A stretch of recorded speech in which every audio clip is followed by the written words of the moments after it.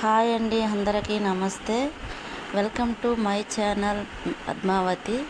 మా channel name Padmavati అండి.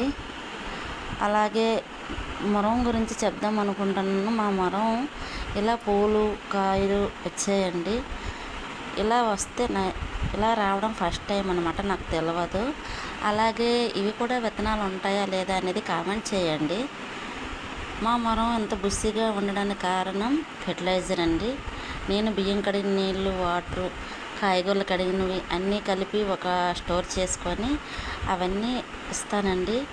అలాగే కొమ్మలు కూడా తీసుకున్నాను వేద్దామని, వేరే కుండీలో వేస్తున్నాను. వర్షాకాలం కదండి, బతుకుతాయి. ఎన్ని బతుకుతాయో ఎన్ని ఉంటాయి అనేది వీడియో చేస్తాను.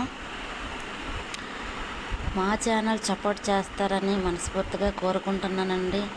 సపోర్ట్ చేయండి. అందరూ బాగుండాలి, అందులో మేము ఉండాలి. అలాగే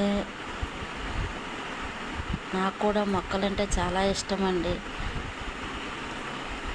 అందుకని కిందనే ఉంటాయి ఎక్కువ మొక్కలు, మేడ మీద కొన్ని మొక్కలు ఉంటాయి. అవన్నీ క్లీన్ చేసుకొని అవన్నీ శుభ్రం చేసుకుంటే చాలా టైం తీసుకుంటుంది. సరే, ఉంటానండి. Bye bye.